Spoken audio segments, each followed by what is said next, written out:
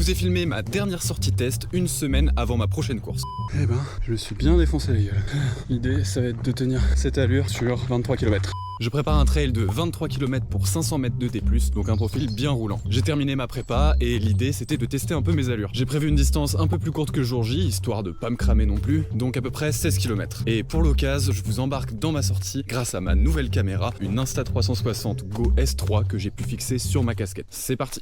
Souvent je programme mes sorties, je fais en sorte d'avoir quand même quelques kilomètres assez roulants au début, le plus roulant possible, dans le but de pouvoir m'échauffer sans direct me brutaliser les jambes par des grosses montées. Donc mes sorties, souvent le parcours ça ressemble à un premier tiers roulant, un deuxième tiers qui grimpe bien et un dernier tiers plus descendant. Donc voilà, l'idée c'était que je me cale sur les fréquences cardiaques, que vraiment je vais viser le jour J. Là pour le coup je profite des 2-3 premiers kilomètres pour m'échauffer, alors que le jour J j'aurais déjà fait peut-être 2 km de chauffe avant la course, mais finalement au bout d'un kilomètre je me retrouve assez rapidement autour des 160-165 BPM à peu près, donc on va dire à allure tempo comme j'ai prévu de faire le jour de la course, c'est-à-dire faire un départ direct tempo mais sans trop me rapprocher du seuil. L'idée c'est de rester vers les 165 BPM. Les premiers kilomètres sont roulants, j'ai une première petite bosse qui arrive autour des 3 km on va dire. Là je peux un peu me tester en allure côte sur la course qui arrive, j'ai prévu de me caler juste en dessous du seuil dans les côtes, c'est les seules portions où je pourrais un petit peu faire du seuil par moment, mais en début de course je préfère rester dans ces portions là autour de 168-170 BPM, donc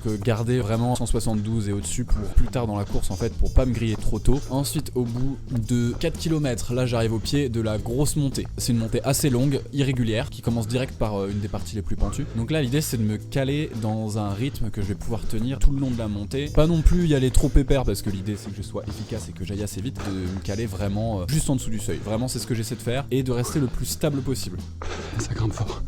Et on tourne à gauche dans les bois. Dans la montée ensuite il y a des parties un peu plus roulantes en fait, il y a des faux plats, même des fois ça redescend un petit peu en début de montée. Donc dans ces parties là, j'en vois pas trop non plus parce qu'on est toujours en première moitié de parcours. Donc j'essaie justement de récupérer un peu, de faire un peu baisser mon cœur pour avoir de la relance quand ça remonte après. Ce qui fait que au pied des relances, j'arrive à 168 BPM et là je peux un petit peu remettre des watts. Là on est à la moitié de la bosse, il y a une très grosse pente juste avant que ça redescende un petit peu sur le circuit que j'ai pris. Donc là l'idée c'est de pas trop ralentir et de pas trop me cramer non plus, mais là franchement j'ai plutôt bien géré parce que je reste à 172, 173, 174 grand max. Donc c'est vraiment ce que j'ai envie d'essayer de faire le jour J, sachant que je compte essayer de finir au seuil, mais seulement si j'ai de l'énergie en réserve et sur le dernier tiers. Mais ça c'est que dans le cas où j'ai bien géré ma course avant et où je garde encore du jus. Donc là ça redescend un petit peu, descente un petit peu technique, donc j'essaie dans les descentes de pas trop mettre les gaz parce qu'en fait on peut vite avoir des dérives cardiaques sans trop faire gaffe dans les descentes parce qu'on n'a pas l'impression de se dépenser tant que ça, et des fois en fait tu regardes pas ta montre et puis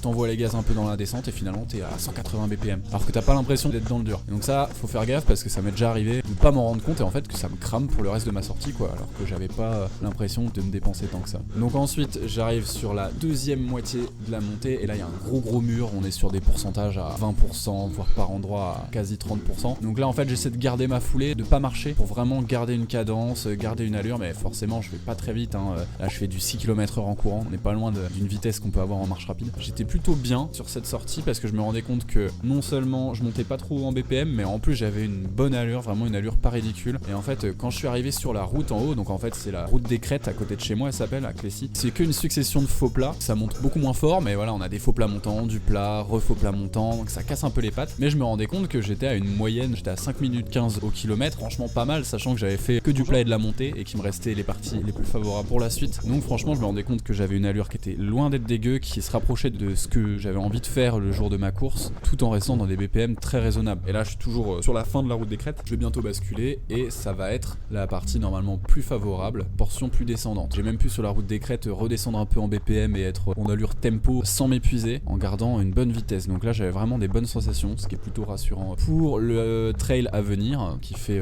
comme je l'ai dit 22,8 km et que je prévois de faire autour des 1h50. Et donc voilà, j'arrive, je vais bientôt basculer, donc là je profite de l'endroit où ça bascule pour remettre un petit peu des watts et relancer pour faire une bonne moyenne. Ensuite descente, j'essaie de pas trop me cramer, donc là on est toujours sur des portions très roulantes, en plus c'est de la route ou de la piste, donc rien de trop technique, mais en vrai la fin de sortie c'est pas non plus que des portions favorables, il y a quand même des petites relances dans des sentiers qui cassent un peu les pattes. En fait c'est bien, ça me met dans de bonnes conditions par rapport au jour J, il faut que je garde du jus jusqu'à la fin pour les relances, parce que quand même le jour J la fin est plus roulante, mais il y a des moments où il faut garder du jus pour pouvoir relancer et pas se traîner dans les petites bosses tout ça, surtout qu'en fait fait pour le trail de Bagnoles de l'Orne là que je prépare. Ils ont mis les pires boss les plus casse-pattes juste avant l'arrivée, donc c'est un petit peu vicieux de leur part, mais ça nous oblige en fait à bien gérer notre course pour garder un peu de jus pour la fin. Donc là c'est bien ce que j'ai réussi à faire. On voit même que là dans certaines portions descendantes je suis à 154, 155 BPM, donc vraiment en mode presque récup active quoi. En tout cas j'en garde bien sous la pédale. Ensuite on a une vraie petite bosse au milieu de la descente. Là je remets un petit peu un coup de boost, mais je suis content parce que je vois que je suis capable de monter un petit peu en régime sur le dernier tiers de la sortie, donc c'est exactement ce que je cherche à faire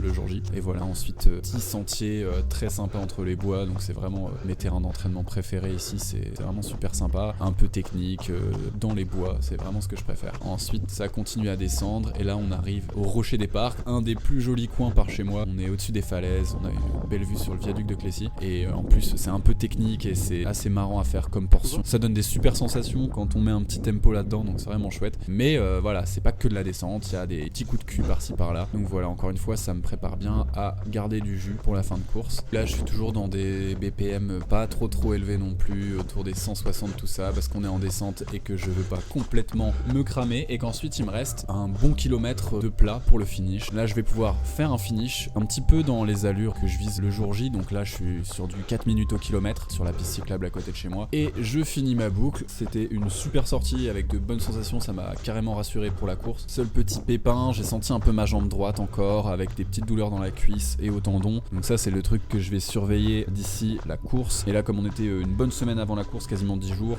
et ben je vais faire un petit affûtage et réduire la charge, ce qui fait que ça devrait laisser ma jambe se reposer un peu et j'espère être vraiment au top le jour J. Eh ben, je me suis bien défoncé la gueule. L'idée ça va être de tenir cette allure sur 23 km, soit 6-7 km de plus. Donc j'ai fait vraiment une répétition d'allure, ça veut dire selon si ça monte, si c'est des portions assez plates ou des descentes. Donc je suis pas tant basé sur l'allure à proprement parler, sur la vitesse, mais sur la fréquence cardiaque. Donc j'essaie de viser les bonnes fréquences cardiaques et j'ai l'impression que j'ai plutôt bien visé. Du coup l'idée ce sera de faire la même chose le jour J. Voilà. En tout cas c'est la première fois que j'utilise cette caméra. Et c'est plutôt cool pour filmer une sortie ou une course tout en restant léger. C'est pas trop encombrant, je devais recharger un peu pendant la mi-course. Pendant 5 minutes j'ai mis dans ma poche. Mais ça l'a fait.